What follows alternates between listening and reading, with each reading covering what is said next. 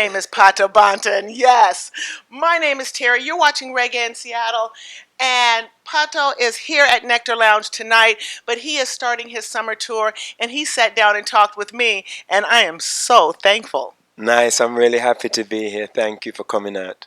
So I know that now, are we at the front end of your tour? Ooh, I would say we're at the midpoint of the tour. We actually are on a 50-state tour right now. And I believe when we just checked, we had done 26 states since January. Now, have I read that this is like your third time doing the 50-state tour? Yeah, something like that. Yes. We did it many years ago with my band, the Reggae Revolution. We was on the road for 16 weeks straight. And about 10 years ago, I went out with my new band called the Now Generation Band, and I think we did about 48 states in a year. So now we're attempting it again this year, but I'm not rushing it like I did. You know, we're going to do we're going to do most of it this year, but I'm not worried if we tail over into next January, you know, to complete it. But so far it's been really, really good, and we're not only doing the 50 states, but we're also doing the UK, Brazil, um, Europe. Um, Probably looks like we're going to Australia this year too. So really, what you want is a world tour is what you're trying to tell us. It wasn't intended to be, but it's ending up being like that. Yes. Well, I mean, the people want to see you, and so you got to give them that. Now, with all of these cities you're going to, how is Seattle treating you? Is this your first time here? No, we've been here quite a few times in the past. This time we've been treated nicely. You know, you're here. You know, the sound check has been really, really good. The hospitality at the venues is great, and you know, we're looking forward to a good show tonight. You know. Now, did I read that you live in Lake Elsinore, California? Yes, that is absolutely correct. When I read this, I was like, how did he end up at Lake Elsinore? Now, let me just tell you a little something. I'm born and raised in San Diego. Okay. But my family, and you know, when I was a kid, they were dreaded, but they would load up the camper and we would go camping at Lake Elsinore. And so I'm like, how? So tell me, how did a British reggae star end up in Lake Elsinore? Well, you know, I actually moved to LA in 2006, and I was living in the Crenshaw area first. Then I went to Mid City, and then I moved into my first proper home in Inglewood. Nice. And where I lived was really beautiful, but one block away was all the violence. You had to be careful what color you wore. You know, my daughters came and visited me from the UK, and they were wearing blue. And one was wearing blue and one was wearing red, and they both got threatened in the same day. So, you know, and there was just a lot of violence very close to where I lived. And and the police presence was overbearing. So me and Antoinette decided that we wanted to move out to somewhere more quiet and more affordable for the space that we needed. So we did a lot of research. Plus, we wanted to be near water, but not the ocean. But we wanted to be near a lake. So we did some research, and we saw that Lake Elsinore was the biggest freshwater lake in Southern California. And then we researched the prices, and we actually got a home twice the size what we was living in for the same price. So it's very affordable and very quiet. You know, you step out after 10 o'clock at night and you're in peace zone. So There's nothing going on. yeah, and hardly any police. They got one police station and maybe a couple police in there. So it's just like a really, really nice place to be. It's good for our creativity. We can record without any noise, you know, and we've managed to move into that community. A lot of people there know who I am. So we've got a lot of respect there. We got an opportunity to work with the young people, with the grown ups. So we love it there. See, and that is part of, I mean, part of what you are. I mean, you have been doing community outreach for years now. Did I also read that you are an ordained minister? Yes. So, I mean, now, so you are a now listen to this, people. Grammy Award winner, Not a nominee, but still, listen, all nominees are winners. Yes, that's what I know. Right. You've been inducted into the Reggae Hall of Fame just right out the gate, yes. Right out the gate, and he's received a BBC Lifetime Achievement Award for all of the community outreach that you've been doing. Yes. And what I want to know is, what is your motivation? Wow, my motivation really, I believe, is spiritual. I love God, and my love for God means that I recognize that every person on this planet is a child of God. And so I want to love my brothers and sisters. I do love my brothers and sisters. I want to be in a position where I can serve them. And as a parent of children myself, and also a foster parent of many children from my community, I always wanted my environment to be a place where it was positive and that the kids could have a good time without worrying about violence. And the reason why I got the BBC Achievement Award was because I actually reduced gun crime in my city.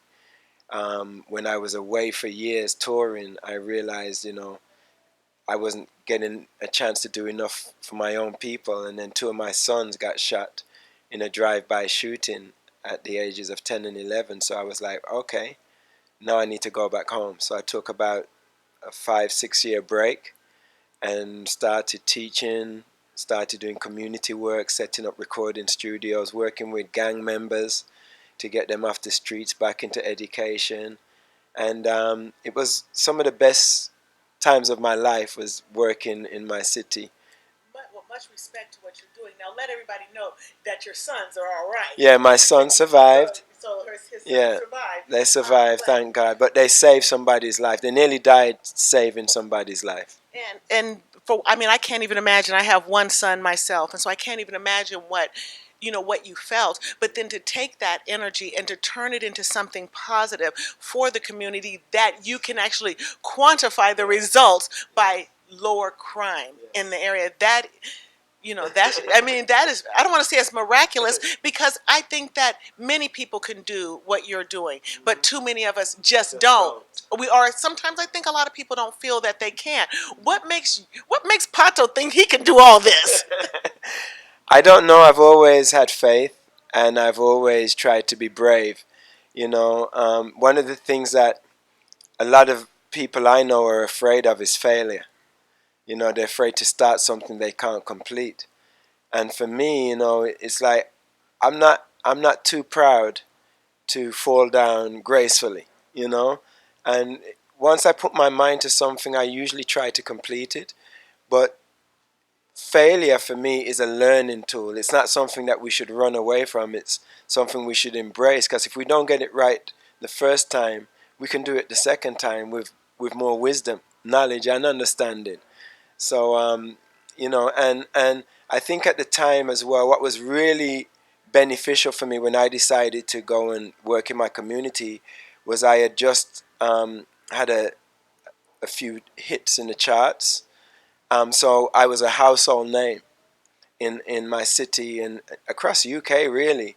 So it allowed me to be able to go into certain places where, as a ordinary black man, it would have been very difficult for me. Your celebrity allowed you access. Yeah, so my celebrity allowed me to use that profile for doing good.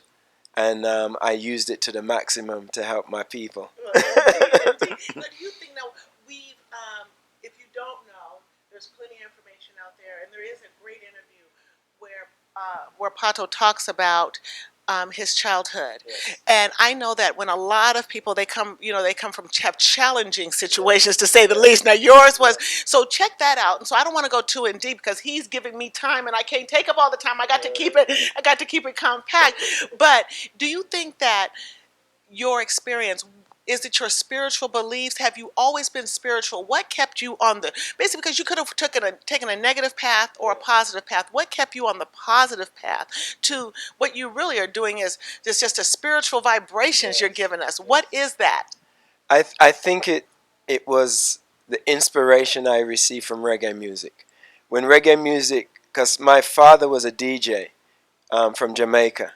And so I grew up with him in the UK, helping him out with the sound system. That's how I ended up going on the microphone and everything. And I started helping out as the doorman at the age of 8. So at the age of 8, I used to see everything that you're not supposed to see as a child. You know, attempted rape, attempted murder, drugs. I used to open and close the door all night, so I heard all the conversations about what was going on underground in my community all night, standing at the door. So as I grew up doing this, and the music started to change from rock steady, blue beat, ska, and then reggae music started to sing about Jah and God and Africa. I wanted to know because I wasn't going to school at that time. So I started picking up books and educating myself about. First thing I wanted to know was where did I come from genetically and biologically. So I started studying about my African heredity and the link between Africa and Jamaica, and then from Jamaica to the UK. And then after I figured out who I was and was pretty confident that I was a English Jamaican African, I said I wanted to know where I came from spiritually. So I started to research. For 15 years I did religious studies, studying the world's religions, and I came to the conclusion that this material world really is for a learning platform for us to advance ourselves and prepare ourselves for the next journey, which is spiritual.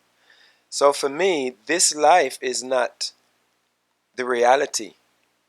This life for me is just a training ground, and just an opportunity for me to to live and learn and grow as I look forward to a better future. So, for me, the future is bright. The future is so bright. It's dazzling. It's I love that. it's sparkling. And that makes me positive. That makes me happy to know that not even death is something that can hinder us from achieving life. You know.